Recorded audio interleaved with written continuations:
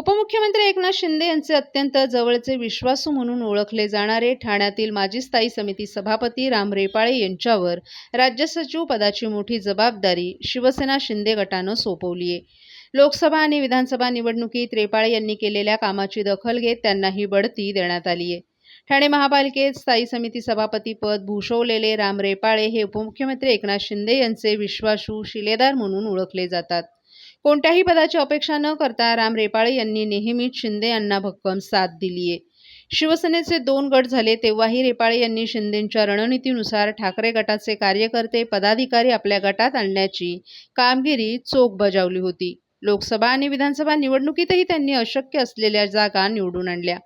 मागील काही दिवसांपासून शिवसेनेत सुरू असलेल्या इनकमिंगचे मास्टर माइंड रेपाळे असून त्यांच्या या कामगिरीची दखल उशिरा का होईना घेण्यात आली आहे।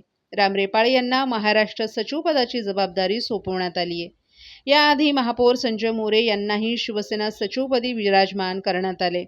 त्यांच्यावर देशपातळीची तर रेपाळे यांच्यावर महाराष्ट्राच्या संघटनात्मक कार्याची जबाबदारी असणार आहे।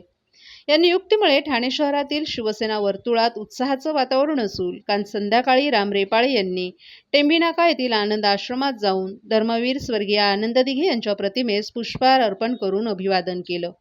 यावेळी खासदार नरेश मस्के, शहर प्रमुख हेमंत पवार, रमाकांत मडवी, शरद कणसे, योगेश जानकर, शैलेश शिंदे, परेश चाळके, प्रकाश कोटवानी, निर्मला कणसे, विमल भोईर आणि सर्व शिवसैनिक महिला आघाडी यांनी राम रेपाळे यांचं शाल श्रीफळ देऊन अभिनंदन केलं आणि त्यांना पुढील वाटचालीस शुभेच्छा दिल्या।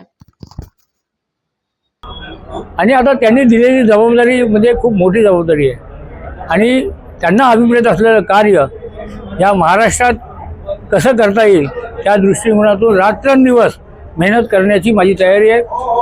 आपल्या सगळ्या ज्येष्ठ सहकाऱ्यांना विश्वासात घेऊन व सर्व शिवसेनेच्या पदाधिकाऱ्यांना कार्यकर्त्यांना घेऊन मी हे काम करणार आहे आणि मला खात्री आहे की आम्ही बॉर्न शिवसैनिक आहोत, तर आम्हाला कामाची सवय आहे। पद असो नसो झपाटून काम करणं हा आमचा शिवसैनिकांचा स्थायी भाव आहे। काही लोकांना संधी मिळते, काही लोकांना मिळत नाही, म्हणून कधी रडायचं नसतं, लढायचं असतं।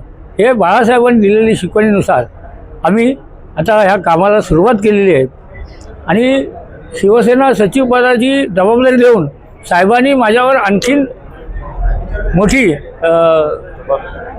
जबाबदारी दिल्यामुळे तर माझी खरोखरच जबाबदारी वाढलेली आहे आणि मी ते पूर्णपणे त्यांना अभिप्रेत असलेलं कार्य ह्या महाराष्ट्रात उभं करण्याचा प्रयत्न करीन आणि त्यांची जी इच्छा आहे की बाबा येणारा रडत येणारा माणूस हा हसत गेला पाहिजे, हे गुरुवर्य धर्मवीर आनंद दिघे साहेबांच्या शिकवणीनुसार साहेबांनी तंतोतंत पाळलं आहे।